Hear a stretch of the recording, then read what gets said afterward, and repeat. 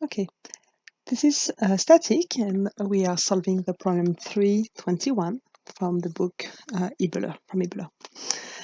So there is a way to solve it that is described in the solution, but I will just show you another way that is a little bit faster at some point. You will see the beginning in the same. Okay, so first analyze the situation. Okay, so we have a force P that we know. What is in blue is what we know. Okay, that's the force P. There's a tension in the rope on the particle A, and there's a force of the spring. I will call the force of the spring Fs, and T is the tension in the rope. Okay, so when we need to solve that, we need to have some information about geometry. Okay, let's say that the axis from there, we have an angle theta that is given that is 60 degrees. So it means that this angle there is also 60 degrees. Okay, so we are able to split the vector t, the vector of the tension, on an horizontal and vertical line. Okay, for the force of the spring, we don't have the direction, so let's call this angle alpha, and we will need to find it. And that's the first step. So we need to, not necessarily the first step, but one of the unknown. So we need to find alpha. Okay. Also something, the question asks, what is the Unfrench length of the spring AC? So the Unfrench length, we know that the force of the spring is equal to K, and K is given, sorry, I didn't write it, but it's 50 pound per feet, time L minus L0. What is unknown in this equation? The force of the spring that we will solve when we will find, after we found alpha. K is given, L, we don't know L, and we don't know L0, and the L0 is our final step. So we need to find L, so I mean, let's draw purple. We need also to find L, this L there, this distance L. That's the stretch length in purple of the spring. So we need also to find L, and after that we will find the force of the spring to finally find L0. Okay, so that's all the step. What can we do first? Okay, I think, so it's a triangle. Let me draw it in green, this triangle there. It's a triangle, and we know one angle, theta, and we know two sides. We know that the rope is 2 feet long, and we know that this length is 4 feet. Okay, so what we can use the cosine law. Okay, so we will use the cosine law in the green triangle. So I'm sorry, it's July 4th, so you can hear some fireworks, and that's evening. Yeah, I record my videos mostly evenings, so I'm sorry for the fireworks that you can hear.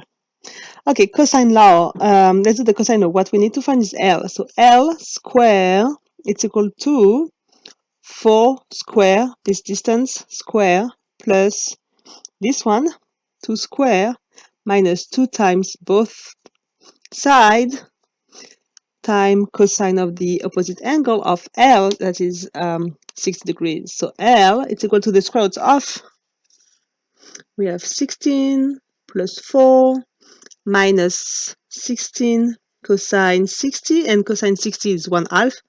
So it's L 20 minus 8, square root of 12. That you can rewrite square root of 4 times 3. So it's equal to 2 square root of 3. Okay. I like to keep it this way. So L is equal to 2 square root of 3, and it's feet. So that's for L. Okay, so now we know L. So again, in these green triangles, now we know L. So it's 2 square root of 3. We need to find, we are solving for geometry right now. So let's find the angle alpha there. We cannot find the alpha inside the green triangles, but we can find this angle there. Okay, let me call it beta. This blue angle there. How do we find beta? So we need to find beta. We have the opposite side, that is 4 feet, and we also now have an information between theta and the opposite side of theta, that is L, that we find 2 square roots of 3. So we can use the other law in a triangle, in any triangle, that is a sine law. Okay? So sine law will say that 4, let's write it the other opposite direction, sine of beta divided by 4, it's equal to sine of 60 degrees divided by 2 square roots of 3. So we have sine of beta, it's equal to 4 divided by 2 square roots of 3 sine 60. And sine 60, no, it's not sine 60. How much is sine 60? Sine 60, sine 60 is square root of 3 divided by 2, right? So sine beta, it's equal to 2 times square root of 3 times square root of 3 and divide by 2. So it's equal to 1. What did I make it there? Let me check. Yes, so yeah, I think that's correct. But beta is not 0, so no, that's not possible. Where is my mistake? Can you see it? You know what? There's no mistake. So sine beta equal 1, so it means that beta is equal to the inverse sine of 1. So we are there, it's 1. It means that beta equals 90 degrees. Here we go, we have beta, 90 degrees. There's no mistake. That was just 90 degrees. So now alpha.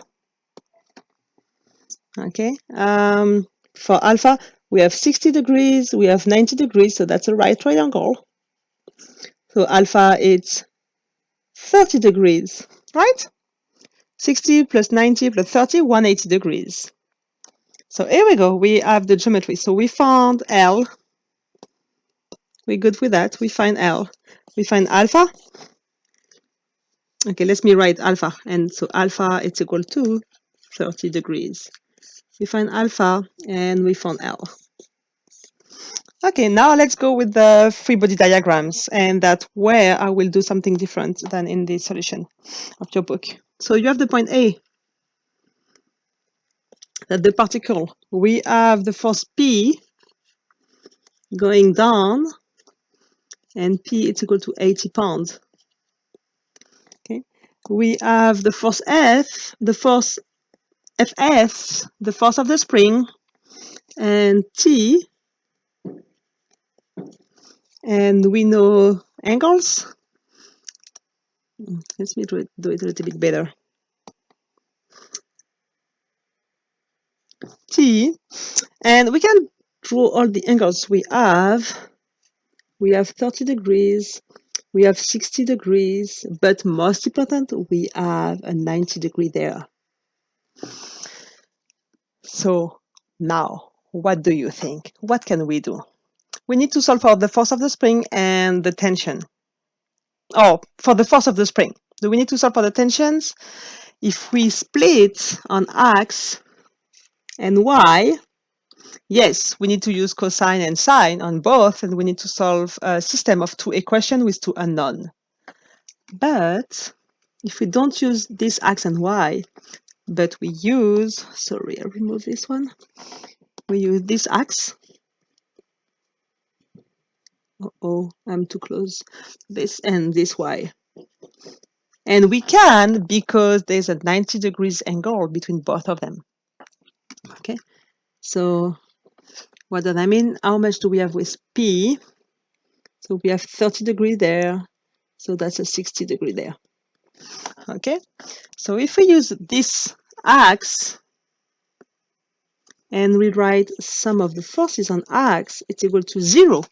We don't have the force T, the tension T, because the tension T is perpendicular to x. Okay, x. So what do we have? We have the force of the spring on x and minus P cosine 60 degrees, it's equal to 0. So the force of the spring is equal to P, that is 90, times cosine 60 degrees, and cosine 60 degrees is 1/2. So the force of the spring is 40 pounds. So much faster, no? So much faster to solve for the 40 pound than to do a system of two equations and two unknowns.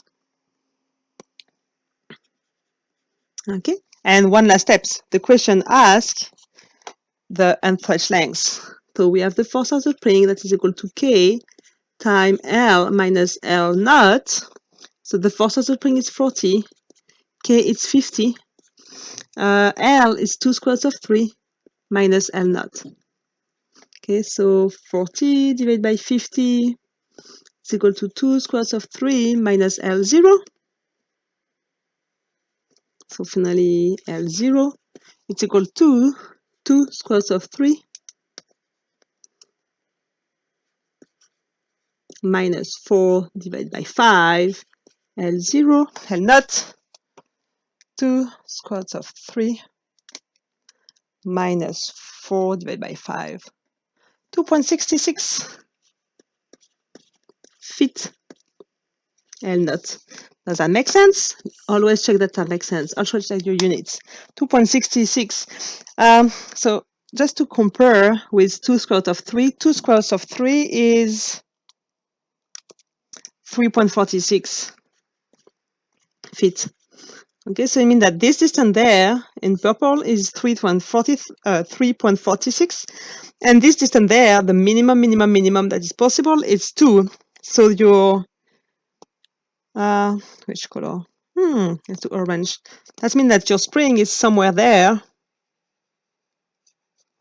and your rope is there, and the rope is always 2 feet long, and this one is 2.66 feet when there's no force, no pulling force downward.